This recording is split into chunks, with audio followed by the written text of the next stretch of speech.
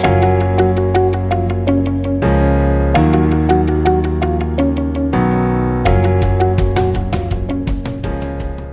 selamat datang kembali di kelas online bersama saya Francisco MPD dari ruangprivat.com di pelajaran TOEFL series yang pertama.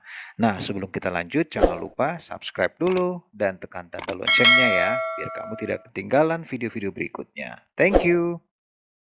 Oke, kali ini kita akan membahas tentang TOEFL PBT Introduction. Jadi saya akan membahas tuntas tentang pengenalan TOEFL PBT. Nah, kita harus tahu dulu, TOEFL PBT ini adalah singkatan dari TOEFL Paper Based Test, di mana TOEFL ini masih diadakan dengan menggunakan paper, ya. Tetapi sekarang sebenarnya sudah bisa menggunakan online ya, tinggal hanya di-convert aja soal-soal yang dari papernya menjadi elektronik atau menggunakan CBT atau computer based test ya. Jadi sama aja. Cuman berbeda dengan TOEFL yang lain, TOEFL PBT ini hanya 3 skills yang diujikan. Kita langsung lihat di sini ada listening atau section pertama, kemudian section kedua adalah structure dan section ketiga adalah reading ya. Dan untuk setiap section ini, listening ada 50 soal, dan structure ada 40 soal, dan reading ada 50 soal. Jadi totalnya adalah 140 soal ya. Nah, sementara waktu yang diperlukan untuk mengerjakan TOEFL PBT ini biasanya adalah 2 jam atau 120 menit. Di mana dengan pembagian listening 35 menit, structure 40 soal 25 menit, dan reading adalah 55 menit. Nah, kita lihat di sini listening 50 soal hanya 35 menit. Jadi kalau kita bagi per soal itu tidak sampai 1 menit ya. Nah, jadi sangat cepat sekali ya. Terus kemudian structure juga ya, itu 25 menit doang dengan 40 soal. Wah, itu bagaimana ya cara menjawabnya? Nah, sementara reading ini cukup ya, karena satu soal itu 1 menit. Tetapi namanya reading kan banyak bacaannya ya. Belum lagi kita harus cari tahu nih vocabnya apa, meaningnya apa. Nah, jadi mungkin buat kamu yang masih pemula atau yang mau berjuang nih sekarang ya untuk mendapatkan skor TOEFL yang maksimal untuk bisa lulus di kampus-kampus atau di institusi lain, jangan khawatir ya. Kalau kamu mengikuti tutorial ini atau kelas online dari ruangprivat.com, kita akan bahas tuntas nanti. Dan semoga nanti kamu bisa mendapatkan skor yang maksimal. Oke? Amin. Nah, kita akan lanjut ya. Lalu kemudian untuk materi listening itu sendiri itu dibagi 3 ya. Yang pertama part A atau short conversation itu nanti akan terdiri dari 30 questions. Nah, jadi short conversation ini menyangkut 4 pilihan ya A, B, C, D, dan itu satu audio satu soal. Jadi berarti kalau 30 questions atau 30 soal berarti itu ada 30 audio nanti yang akan kamu dengar ya. Jadi short conversation A dan B biasanya atau man and woman ya. Lalu kemudian part B itu long conversation dengan 8 questions. Nah, berbeda dengan yang sebelumnya. Kalau ini short, nah yang ini adalah long. Jadi dia mungkin satu masing-masing itu 2 line, dua percakapan atau mungkin 2, 3 percakapan gitu ya. Dan satu audio atau satu conversation itu terdiri dari 4 pertanyaan. Nah, jadi kalau misalnya dia 8 pertanyaan atau 8 questions berarti ada kurang lebih 2 conversation aja. Sementara di part C itu adalah short talk, bukan conversation. Sama dengan long conversation tetapi ini adalah short talk ya. Satu orang aja ya atau monolog ya. Kalau kita sebutnya kan dialog conversation. Sementara kalau talk itu adalah monolog. Jadi misalnya seperti pengumuman di kereta, di restoran, terus baca berita, weather, forecast, dan lain-lain gitu ya. Dan terdiri dari 12 pertanyaan. Sama ya dengan long conversation, satu talk itu terdiri dari 4 soal. Jadi kalau 12 soal berarti ada 3 talk. Oke? Jadi di listening ini nanti ada 3 part, short conversation, long conversation, dan short talk. Oke? Cukup jelas ya. Lalu kemudian di structure, ya, saya jelasin sedikit ya. Ini ada 2 bagian soal ya, 2 jenis soal. Nanti soal yang part 1 itu adalah choose the correct options. Jangan lupa ya, correct options. Jadi kita pilih yang benar. Oke? Biasanya fill in the blanks, kemudian ada optionnya A, B, C, D. Oke? Sementara yang kedua atau written expressions ini biasanya adalah choose the incorrect options. Jadi yang tidak benar itu kita pilih ya.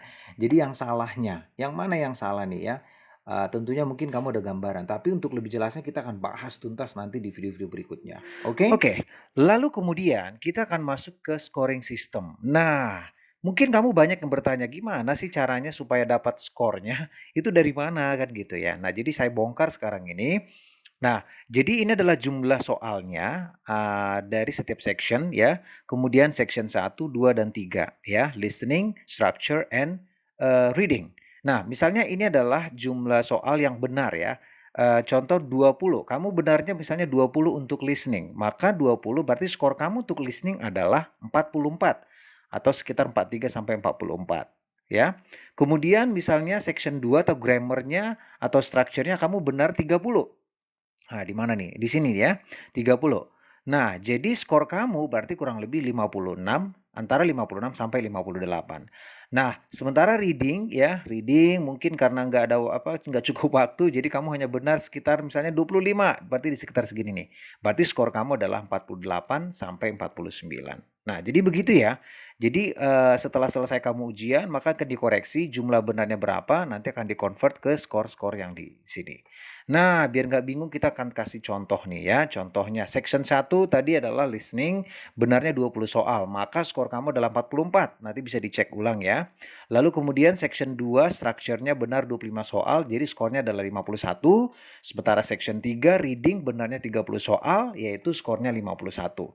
Nah, untuk mendapatkan total skor, kita udah punya rumus nih ya. Dijumlahin aja sectionnya, yaitu 44 tambah 51 tambah 51, terus dibagi 3. Oke, lalu hasilnya 156 dibagi 3 dapat 48,6, langsung dikali 10 aja. Itu supaya nanti hasilnya 486 ya. Jadi begitu rumusnya. Jadi total skor kamu adalah 486.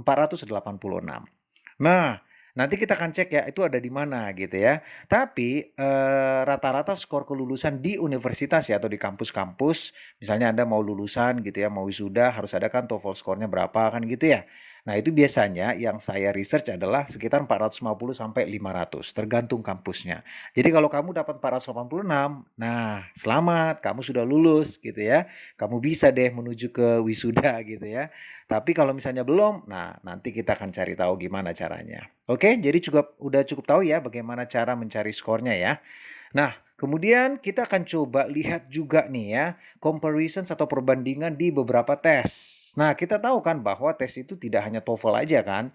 Jadi banyak institusi juga yang menyarankan tes-tes yang lain gitu ya.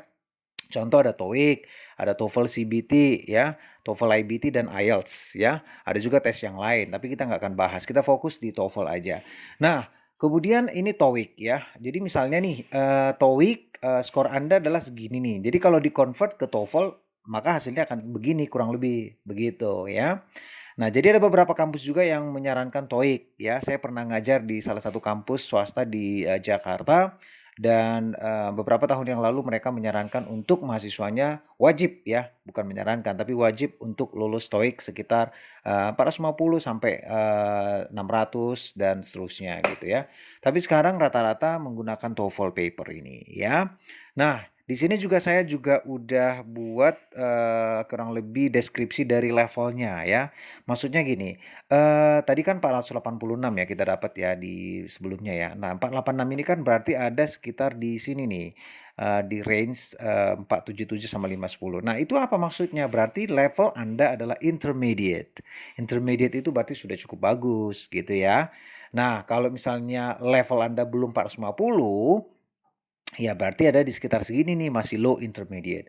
Nah, kalau rata-rata kampus itu menyarankan 450 untuk skornya, berarti dia di middle intermediate. Nah, jadi kampus Anda pengen memastikan bahwa Anda itu punya kemampuan bahasa Inggris di middle intermediate.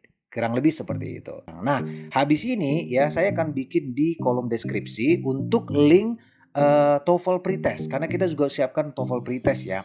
Jadi kamu juga bisa klik nanti ada listening di sana yang pakai YouTube ini di channel ini juga. Nanti saya akan kasih di kolom deskripsi untuk kamu bisa cari tahu ya kira-kira TOEFL skormu berapa nih gitu ya sebelum nanti kamu belajar gitu ya. Jadi harapannya nanti setelah kamu belajar di kita ya beberapa video berikutnya, nanti TOEFL kamu juga bisa meningkat gitu ya. Dan syukur-syukur kamu bisa mendapatkan skor yang maksimal yang kamu harapkan supaya kamu bisa lulus nantinya. Begitu, amin. Nah, untuk structure dan reading ya, ini by request karena kita juga punya platform ya ruangprivat.com yang menyediakan berbagai kelas online yaitu coding, English, and math. Nah, untuk bahasa Inggris sendiri, kita menyediakan berbagai level mulai dari kids sampai dengan adults. Salah satunya adalah TOEFL. Nah, jadi melalui platform ini, kamu bisa tes TOEFL secara online, kapan dan dimanapun. Seru banget kan? Oke, thank you guys semuanya. Ya, semoga video ini bermanfaat buat kamu. Dan kalau memang ini bermanfaat, ya jangan lupa subscribe, like, comment, dan share. Dan juga bagikan teman-teman ya, supaya nanti teman-teman yang lain juga sama-sama kita belajar, sama-sama kita bisa lulus. Bye, see you in the next video.